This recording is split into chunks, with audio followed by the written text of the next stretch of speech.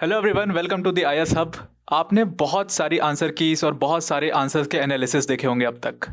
Paper जो था वो पूरा बाउंसर था, बहुत डिफिकल्ट पेपर था। इस डिस्कशन में हम आपको ऐसे कोई भी आंसर बताने वाले नहीं हैं, या हम कोई भी पेपर का डिस्कशन नहीं करने वाले हैं, कोई एनालिसिस नहीं करने वाले हैं। This is a general talk that aspirants अभी आज के दिन पे बहुत ज़्यादा परेशान है। तो this is a general talk. Sir के साथ we have with us MK sir and Piyush sir.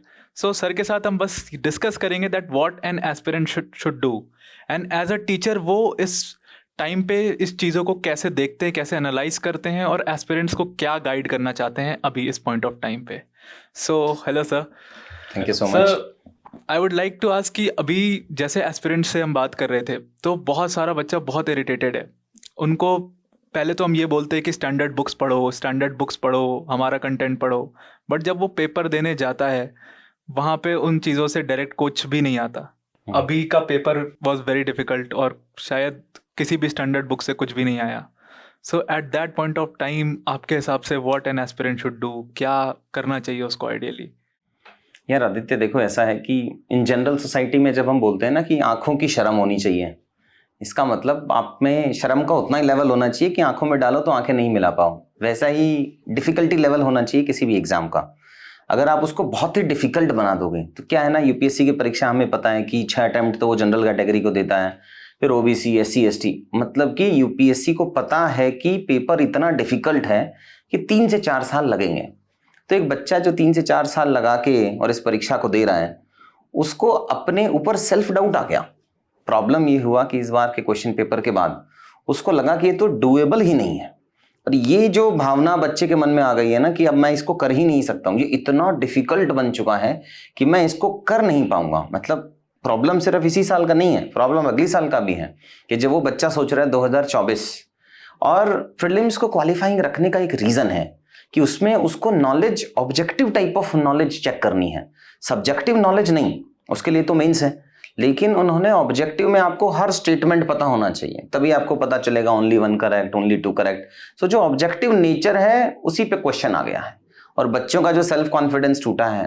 थोड़ा मुझे लगता है यूपीएससी को चेंजेस करने चाहिए, जैसे जैसे क्वेश्चंस चेंज होने चाहिए हर साल में। बट इतना सारा अनसर्टेनिटी एक साल में, मुझे लगता है वो गलत है। सर, जैसे पहले के जो एग्ज़ाम्स के ट्रेंड थे, यूपीएससी के पहले जो लोग सेलेक्ट हुए, तो अभी भी जैसे हम उनसे बात करते जो सेलेक्टेड ऑफिसर्स हैं, वो कहते हैं कि हमारे टाइम पे यूपीएससी का जो फॉर्मेट था वो अलग था, क्वेश्चंस के डिफ़िकल्टी लेवल भी अलग थे। अब आज के टाइम पे वो डिफ़िकल्टी लेवल बहुत ज़्यादा हाई हो गया है। सो आपके हिसाब से क्या ये कुछ इनजस्टिस नहीं हो रहा है अभी के बच्चों के साथ? पेपर बिल्कुल ही नेक्स्ट लेवल पे उस तरीके का डिफ़िकल्टी नहीं, मुझे लेवल। लगता है यूपीएससी जो है वो चाहता है कि मतलब कट ऑफ जो है वो थोड़ा कम रहे। बट वो कम, अगर हम देखेंगे फैक्ट्स वाइज भी देखेंगे, हम पीयूष के साथ डिस्कस कर रहे थे कि आज से 5 साल पहले कितना कट ऑफ था, शायद वो एनालिसिस क्या है। वो ऐसा है कि अगर आप देखें कि मेजर चेंजेस जब भी हुए हैं यूपीएससी के पेपर के तरीके में, 2016 में एकदम करंट अफेयर से उठ के पेपर आया था, 116 के आसपास कट ऑफ था। 17 में पेपर डिफिकल्ट हुआ, 10 नंबर कट ऑफ गया, 105 के आसपास कट ऑफ गया। फिर 18-19 में अलग ट्रेंड था पेपर का, एकदम डिफिकल्ट था, अनदर 10 मार्क्स का ड्रॉप था कट ऑफ में, 95 के आसपास कट ऑफ हुआ। फिर लास्ट 2 साल से हम देख रहे हैं कि पेपर और डिफिकल्ट यूपीएससी ने बनाया और 7-8 नंबर गिर के 88 पे पहुंच गया है। मेरा ये मानना है कि इस साल ये अनदर टेक्टोनिक शिफ्ट मैं कह सकता हूँ यूपीएससी के इस पेपर पूछने के तरीके को, तो अनदर एक डेफिनेट शिफ्ट और डेफिनेट जो ड्रॉप है कट ऑफ में वो हमको देखने को मिल सकता है। पीयूष सर, मेरे आपसे ये क्वेश्चन होगा कि क्या होता है कि क्वेश्चन का एक तो होता है कंटेंट, कि वो क्वेश्चन में पूछा क्या है, कंटेंट क्या है, और एक फॉर्म। तो यूपीएससी का अभी जो प्रेजेंट सिनेरियो में, प्रेजेंट कॉन्टेक्स्ट में जो उसने कंटेंट दिया है इस वाले 2022 के पेपर में, और उसका फॉर्म दिया है, सो आपका उस पर क्या ओपिनियन है? क्या ये सही है, या कुछ और कर सकते थे, उसको थोड़ा बेटर कर सकते थे? देखिए, जहाँ तक फॉर्म की बात है तो वो मुझे बहुत पसंद आया यूपीएससी का। फॉर्म का मेरा मतलब है कि किस तरह के क्वेश्चंस पूछे गए हैं। आश्वासन रीजन के जो क्वेश्चन होते हैं जिसमें पूछता है कि दोनों स्टेटमेंट सही हैं, क्या जो दूसरा स्टेटमेंट है पहले स्टेटमेंट को जस्टिफाई करता है, क्या उसका एक्सप्लेनेशन, एक अच्छा क्वेश्चन होता है। ये बच्चे का थोड़ा अंडरस्टैंडिंग चेक करता है कि क्या वो स्टेटमेंट को एक्सप्लेन करता है। यही बात वह आती है कि only 1 pair is matched, only 2 pair is matched. ये भी मुझे लग रहा है कि बेहतर इनोवेशन है यूपीएससी के पार्ट पे, कि जो स्टेटमेंट 1 2 3 पूछते थे पहले, कि जिसमें एक ही स्टेटमेंट से पूरा आंसर आ जाता था, तो बच्चों को थोड़ा अंडरस्टैंडिंग आनी चाहिए। बस मेरा एग्रीमेंट यहीं तक है यूपीएससी के साथ। संग। इसके बाद मेरा डिसएग्रीमेंट है यूपीएससी के संग, क्योंकि जो कंटेंट की बात करें, जिस तरह के क्वेश्चन वो यूपीएससी पूछ रहा है, वो मुझे लग रहा है कि बहुत वाहियात लेवल तक जा चुका है। आप यकीन मानिए, पॉलिटी का पेपर आप उठा के देखिए, उसमें फ्लैग जो है उसका साइज पूछ रहा है, 10 से 12 स्टैंडर्ड साइज हैं, बहुत सारे स्टैंडर्ड। बच्चे को कैसे याद होगा कि स्टैंडर्ड साइज क्या होगा? कैसे आप उससे एक्सपेक्ट कर सकते हैं? आप उससे पूछ रहे हैं कि एमएलए की वोट की वैल्यू क्या रहेगी। ऑल्दो फॉर्मूला है, पॉपुलेशन अपॉन इलेक्टेड सीट्स हैं, बट पॉपुलेशन बच्चों को आइडिया थोड़ा ना है कि 2 स्टेट की पॉपुलेशन का क्या है। आप अरुणाचल प्रदेश और पुडुचेरी को कंपेयर करा रहे हो, वहां की असेंबली सीट कैसे वेरी होंगी। तो आपने भले ही दिमाग लगा के पेपर बनाया हो कि हम बराबर बराबर पूछ लेंगे, बट ये बच्चे को तो नहीं पता है ना, तो थोड़ा एम्पैथेटिक वहां पे होना चाहिए। सर ने बोला अभी कि यूपीएससी इतना डिफिकल्ट बना रहा है, सीरियस एस्पिरेंट को भी वो डिमोटिवेट कर रहा है। मुझे लग रहा है कि UPSC is throwing baby with the water. Actual में वो ऐसा करके एग्जाम को इतना रैंडम बना दे रहा है कि पढ़ो या ना पढ़ो उसका कोई अब डिफरेंस रह नहीं गया है। अब मैटर ये करता है कि आपको वो 100 क्वेश्चन आते हैं कि नहीं आते, कोई फर्क नहीं पड़ता कि आपने 5 साल तैयारी करी है, आपने 1 साल तैयारी करी है, वहीं पे आपका गेम डिसाइड होगा कि जो पढ़ा है उसमें से आया है कि नहीं आया है। मतलब सर, जैसे कट ऑफ मैं इसमें थोड़ा वैल्यू ऐड करना चाहूंगा। इसमें ऐसा भी होगा, जब कट ऑफ कम हो जाती है ना, तो गेस वर्क वाले जो भी बच्चे हैं, जो नॉन सीरियस बच्चे हैं, वो भी पास हो जाते हैं। बिकॉज किसी भी परीक्षा में अगर आपको 75 नंबर लाना है, 80 नंबर लाना है, तो आप गेस से भी ले आओगे। तो जो नॉलेज जो चाह रहा था यूपीएससी, वो मीन्स और एंड्स रिवर्सल जो आप पढ़ रहे हो, मुझे लग रहा है ये क्लासिक एग्जाम्पल है। और सर कहीं ना कहीं मुझे ऐसा लग रहा है कि ये एंजाइटी बच्चों की बहुत बढ़ाएगा ही, कम नहीं करेगा। फियर बढ़ाएगा ही बच्चों का, और इसका बहुत सारे लोग मिसयूज भी करते हैं एंजाइटी का। उनके जो डर है उसको बहुत ज़्यादा मिसयूज भी किया जाएगा। तो ये मुझे कोई बहुत अच्छी बात नहीं लगी यूपीएससी की, जहाँ तक बात करें। सर दूसरी चीज़ की, जैसे क्वेश्चंस का जो डेप्थ था, काफ़ी डीप में जाके क्वेश्चंस उठाया पूछा। इन्वायरमेंट वाला हम पूरा सेक्शन देख ले तो पूरा इन डेप्थ, वो वैगल डांस वाला क्वेश्चन हो गया, तो वो एकदम डेप्थ में, क्या वो इतनी ज़्यादा डेप्थ में जाके, क्योंकि पहले तो टीचर्स हमें ये बोलते हैं कि आपको किसी भी टॉपिक पे पीएचडी नहीं करनी, उतना पढ़ो जितना एग्जाम में आ रहा है। अब जब यूपीएससी ऐसे इन डेप्थ क्वेश्चंस थ्रो करता है हमारे ऊपर, सो उस केस में एक एस्पिरेंट को क्या करें? अब क्या एकदम डेप्थ में पढ़े, पूरा ओशन है पढ़ने को, तो कितना पढ़े? आइडियली जो कहते हैं कि कम पढ़ो, क्या नहीं पढ़ना है वो ज़्यादा इंपॉर्टेंट है, बट अभी क्या नहीं पढ़ना है वो क्लियर ही नहीं है किसी के सामने। मुझे लगता है इसमें कि अभी भी जैसे 7 सब्जेक्ट हैं प्रीलिम्स में, सो हमें कुछ एरियाज होते हैं, आप कोई भी आपका स्ट्रेंथ होगा, तो कुछ आपका स्ट्रेंथ होता है, कुछ आपका वीकनेस होता है। अगेन जैसा हमने पहले भी देखा था कि आपको कुछ सब्जेक्ट चूज करने पड़ेंगे कि यार इन सब्जेक्ट्स का वेटेज ज़्यादा है, तो इन सब्जेक्ट्स को मुझे बहुत अच्छे से पढ़ना है। जैसे एनवायरनमेंट है, जैसे इकोनॉमिक्स है, पॉलिटी, कुछ ईजी सब्जेक्ट्स हैं जिनको आप बहुत डेप्थ में पढ़ सकते हो, और बाकी सब में आपको प्रायोरिटी लेना पड़ेगा। मतलब आप 100% you have to change the strategy for 2024। जो 23 में चला वो 24 में नहीं चलेगा कि आप कुछ ऊपर से पिक कर लो, एलिमिनेशन टेक्निक लगा लो, ये लगा लो, वो लगा लो। उसका रीज़न भी है मुझे लगता है, जब आप सेलेक्ट होते हो, सर्विसेज में जाते हो, तो आपको फाइल नोटिंग्स लिखनी पड़ती हैं। फाइल नोटिंग्स में आपकी एब्सोल्यूट नॉलेज मैटर करती है। आपको एक पेज लिखना होगा, आपने कोई केस सुना, उसके रिगार्डिंग आप एक फाइल लिख रहे हैं एटसेट्रा, तो उसमें कोई एलिमिनेशन टेक्निक नहीं चलती, तो उसमें आपका फुल नॉलेज चलता है। मुझे लगता है शायद यूपीएससी उसी को सिंक करने के पर्सपेक्टिव की वजह से ये चेंजेस कर रहे हैं।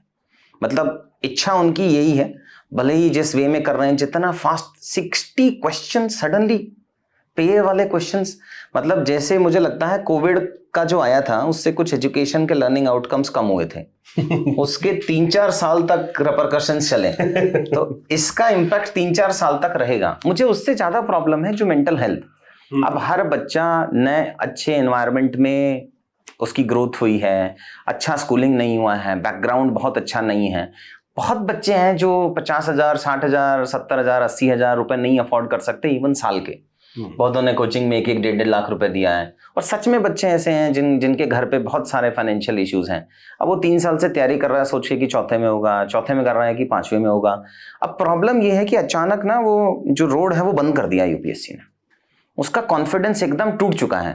मतलब सेलेक्टेड बच्चों के भी मैसेज यही आ रहे हैं कि सर अब तो होगा नहीं, अच्छा हुआ पास हो गया हम इसी में। वो वैसा अनसर्टेनिटी इतनी ज्यादा नहीं होनी चाहिए अचानक से, मेरा बस यही टेक है। सर मुझे तो ऐसा लगता है कि बच्चा तो आजकल ऐसा देख रहा है कोचिंग वालों को कि तुम्हारा क्या है, तुम्हें तो बस ज्ञान देना है, हमसे पूछिए, हमें इम्तिहान देना है। यूपीएससी ने अपने हिसाब से पेपर सेट किया है, अब आपको उनके मुताबिक बयान देना है। तो दोस्तों, हम समझ सकते हैं असली योद्धा तो आप ही हो, और आप ही वो जंग लड़के आए हो, वो मेहनत आपने ही करी है। बट क्या करें, यूपीएससी ने कुछ ऐसा ही कर दिया है। यूपीएससी बेवफा है। एमके सर, ऑल्सो मैं इसमें एक और वैल्यू ऐड करूंगा कि बहुत सारे बच्चे बोलते हैं कि कोचिंग वालों के लिए इजी है, वो लिखते हैं कि तुम एक बार रियल एग्जाम में पेपर लिख के दिखाओ तब समझ में आएगा, एटसेट्रा एंड ऑल। मतलब हम आपके कॉम्पिटिटर्स नहीं हैं, दुश्मन नहीं हूं मैं आपका। प्रॉब्लम ये है कि हम भी वही समझ रहे हैं कि पेपर वाज टफ, इतनी अनसर्टेनिटी की जरूरत नहीं थी। और मैं जाके ये भी क्लेम नहीं कर रहा हूं कि हमने ये पढ़ाया उसमें से एग्जैक्ट आ गया, ये पढ़ाया उसमें से एग्जैक्ट आ गया, ऐसा नहीं है। हमने कोशिश की, हमने मिलके एफर्ट्स डाले, उसमें से कुछ कुछ पार्ट आया। अब जरूरी नहीं है कि हम पूरा 100% पेपर कवर कर सकें, स्पेशली जब यूपीएससी एकदम ही चेंज करना चाह रहा है। तो अगर कुछ ईयर्स होंगे ऐसे जिन ईयर्स में यूपीएससी बहुत अनसर्टेन पेपर देगा, उन वाले ईयर्स में आप कहो कि अरे सर आपने तो ये बोला था, ये नहीं आया, ये बोला था, वो हमारे लिए भी पॉसिबल नहीं है, इसीलिए हम नहीं कर पाए। और कहीं ना कहीं सर हमको भी बच्चों से और ज़्यादा मेहनत करने की ज़रूरत है, क्योंकि इस तरह का जब पैटर्न आ रहा है तो हमको लग रहा है कि थोड़ी रिस्पॉन्सिबिलिटी हमारी भी बन जाती है कि थोड़ी हम भी अपने पार्ट में मेहनत और बढ़ाएं। किया है, हमने मेंस में किया है। अब जब प्री का पेपर चेंज आया है उस हिसाब से हमने अपने मेंस में कुछ चेंज किया है, बिकॉज ऐसा नहीं होता कि यूपीएससी प्री चेंज कर दे और मेंस एग्जैक्ट सेम रखे, नहीं, ऐसा नहीं होगा। कुछ होगा मेंस के अंदर भी जो उसको चेंज करना चाहेंगे, जैसे एथिक्स में तो केस स्टडीज में चेंजेस आए हैं, बहुत लंबा केस स्टडी यूपीएससी पूछ रहा है, फिलोसफिकल ऐसे 8 के 8 कर दिए हैं। करेक्ट है, तो चेंजेस हमको देखने को मिल रहे हैं। तो वो मेंस में हम भी अपनी तरफ से एफर्ट्स डाल रहे हैं, क्या क्या चेंजेस हम कोशिश करेंगे उनको इनकॉर्पोरेट करने का। सर एक नया एस्पिरेंट अभी आता है और 2024 का ये ऐसा पेपर देखेगा और 2024 की उसको प्रिपरेशन करनी है। सो अभी पूरा स्ट्रैटेजिकल चेंज हो चुका है। जो हम पहले करते थे, जनरली पहले एनसीईआरटी पढ़ लेते हैं, फिर स्टैंडर्ड बुक्स पढ़ते हैं। तो अभी एज एन एस्पिरेंट क्या करना चाहिए, क्या उसकी स्ट्रैटेजी होनी चाहिए? Anything you want to suggest? हाँ है, मुझे कुछ बच्चों के फ़ोन आए थे कल जो 2024 में लिखना चाह रहे हैं। वो कह रहे हैं अरे सर हमारे तो 21 नंबर आ रहे हैं, 28 नंबर आ रहे हैं, 50 नंबर आ रहे हैं, होगा भी कि नहीं होगा। तो देखिए, इसको थोड़ा स्टेबलाइज होने देते हैं कि ये जो पैटर्न चेंज आया है उसके हिसाब से। अब ये जो पैटर्न चेंज है ना, उससे सिर्फ टेस्ट चेंज नहीं होंगे, उससे हमें कंटेंट चेंज करना पड़ेगा, उससे आपको एफर्ट्स चेंज करने पड़ेंगे, मेहनत चेंज करनी पड़ेगी। अब वो एलिमिनेशन टेक्निक वाला जमाना चला गया। अब वो पहले चलता था ना, यूपीएससी के बड़े सारे यूट्यूब चैनल बन गए हैं जिसमें कहते थे कि बस ये 15 मिनट का वीडियो देख लो और 30 नंबर बढ़ जाएंगे। वो बहुत सारा चला था और वो इन जनरल बच्चों की आदत भी हो गई थी। मुझे लग रहा है सर वो वीडियो सोशल यूपीएससी नहीं देखें। ये हो सकता है। सो वो वाले देखो यार, हार्ड वर्क का कोई रिप्लेसमेंट नहीं है, मेरा तो ये मानना है। हम कर भी रहे हैं, मतलब मैं कभी आपको ये नहीं बोलूंगा कि ये शॉर्टकट कर लो और इससे पेपर पास हो जाएगा, नहीं। एफर्ट्स अपने को डालने पड़ेंगे, मेहनत हमें करनी पड़ेगी। अब चाहे आप सर्विस से पहले समझ लो, चाहे सर्विस के बाद समझ लो, एफर्ट्स और हार्डवर्क का कोई रिप्लेसमेंट नहीं है। सो हमें कंटेंट में चेंजेस लाने पड़ेंगे, हमें एग्जाम किस वे में अटेम्प्ट करना है उसमें करने पड़ेंगे, हम क्वेश्चंस बनाने में चेंजेस लाएंगे, आपको नंबर ऑफ आवर्स में चेंजेस करने पड़ेंगे। सर बहुत सारे बच्चों की ये क्वेरी आ रही थी कि अभी 80-85 मार्क्स आ रहे हैं उनके प्रीलिम्स में अभी वाले, तो बॉर्डर लाइन पे हैं वो, तो अभी इस केस में क्या करना चाहिए उनको? क्योंकि किसी भी आंसर की पे दे आर नॉट रिलाइंग और कर भी नहीं सकते वो रिलाई। तो अभी इस केस में आइडियली क्या करना चाहिए उस बच्चे को? हाँ, मेरे को भी बहुत सारे मैसेजेस आए हैं कि इतने सारे बड़े बड़े कोचिंग इंस्टीट्यूट हैं, सब क्लेम करते हैं हमने 5000 बच्चे पास करा दिए, हमने 1000 बच्चे पास करा दिए, इतने फैकल्टीज़ का ग्रुप है, इतनी बड़ी कंटेंट टीम है, और उसके बाद भी उनके आंसर की जो हैं वो गलत हैं। सो मेरा जो टेक है वो है कि कुछ एम्बिग्यूटी यूपीएससी के सवालों में भी है। अगर मैं 1 या 2 सवाल आपको बताऊं कि एक इरिगेटेड एरिया से रिलेटेड क्वेश्चन आया है। इरिगेटेड एरिया में पूछ रहा है the proportion of irrigated land in India is more than China. अब भाई वो इरिगेटेड इंडिया या रेस्पेक्टिव कंट्री के ज्योग्राफिकल एरिया का है या वर्ल्ड का है, वो फर्क करेगा, उसी में आंसर चेंज हो जाएगा। तो ऐसा नहीं है कि है गलती, ऐसा मैं नहीं डिसोन नहीं कर रहा हूँ कि यूपीएससी को हम 100% कोई भी कोचिंग इंस्टीट्यूट वाला कर सकता है, नहीं है, वो अलग कहानी है। बट वो डिफरेंस कीज में इसी वजह से है बिकॉज यूपीएससी का इंटरप्रिटेशन यूपीएससी ही बताएगा। सो अगर आप 75 अबव आ रहे हैं तो मुझे लगता है आपको अच्छे से प्रिपरेशन करना पड़ेगा। और ऐसा कोई यूपीएससी तो बताएगा नहीं कि अगले साल पुराने वाले स्टैंडर्ड में नहीं चला जाएगा, हो सकता है वापस उसी में चला जाए। इतना सारा नेगेटिव बैकलैश अगर हो रहा है वो, तो पुराने स्टैंडर्ड में चला जाए, फिर हमें लगेगा हमने वैसे तैयारी नहीं की।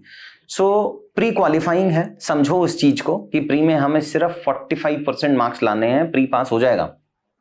लेकिन मेंस जो है आपको उसके लिए तैयार रहना पड़ेगा। मुझे ऐसा लगता है सर कि आपको मेंस रेडी हमेशा रहना चाहिए। जितना अनसर्टेन प्रीलिम्स हो गया है, तो जब भी आपको मेंस का लिखने का मौका मिले, आप टॉप रैंक ला सकते हैं। इस बार आकृति सेठी आई थिंक 5 प्रीलिम्स ना होने के बावजूद लाई हैं अपने लास्ट अटेम्प्ट में। सिमिलरली महक जैन भी अपना जो पहला मेंस लिखी थी उसमें रैंक 17 लाई। बहुत सारे एग्जाम्पल सर ऐसे हैं। If you are mains ready, तो जिस दिन भी आपको मौका मिले मेंस लिखने का, बस मचा दीजिए। उसमें एक और बेनिफिट होता है, जब आप मेंस की तैयारी करते हैं ना, तो आपका नॉलेज ड्रास्टिकली बढ़ता है। यस। उन 3 महीनों में अगर आप मेंस के स्टूडेंट बनते हो तो वहां नॉलेज गेनिंग हो रहा है। प्री में अब तक क्या होता था, प्री में नॉलेज नहीं बढ़ता था। प्री में आप ऑब्जेक्टिव टाइप क्वेश्चन सॉल्व करने की मास्टरी कर लेते थे और आप प्री पास कर लेते थे। 5000 क्वेश्चन लोग सॉल्व करते हैं, 5000 क्वेश्चन सॉल्व करते हैं। आप यूपीएससी के पैटर्न समझ लेते हो कि साइंस एंड टेक में जब कुछ नहीं आता तो ऑल ऑफ द अबव हो जाता है, एलिमिनेशन 1 और 3 कभी साथ में नहीं आते हैं। अब वो सब चेंज हो गया। तो अब आपको इंटीग्रेटेड पढ़ना पड़ेगा यार। अगर आप 2024 पढ़ रहे हो तो आप मेंस और प्री सेम है। अब एक्चुअल में pre is a subset of mains. अगर अब आपको नॉलेज है मेंस का, तभी आप प्री पास कर पाओगे। अब वो डिफरेंशिएशन नहीं रहा कि प्री का अलग अप्रोच है, मेंस का अलग अप्रोच है। कुछ क्वेश्चन हैं जो बोल रहे हैं फैक्चुअल आए हैं, बट वो भी इंटेलेक्चुअल मुझे लग रहा है कि वैसे ही क्वेश्चंस हैं। सो आपको थोड़ा नहीं, पुराने से काफी चेंज करना पड़ेगा। आप मेंस पे पूरा ध्यान दीजिए। जब मौका मिलेगा आपको लिखने का, तब उस साल हम पेपर पास करेंगे। So thank you sir for the guidance. I think ये डिस्कशन एस्पिरेंट्स के लिए बहुत यूज़फुल होगी। एंड अभी 2024 में क्या स्ट्रैटेजिकल चेंजेस करने हैं being an aspirant, I hope sir ने उसको काफ़ी क्लियरली बता दिया है। So thank you all, thank you and have a nice day. हम कुछ 1-2 वीडियोस और लेके आएंगे जिसमें हम बताएंगे आपको कि 2024 की अब स्ट्रैटेजी क्या होनी चाहिए। नेक्स्ट 8 to 10 मंथ्स आपको कैसे कैसे चेंजेस करने हैं। थैंक्स बच्चा।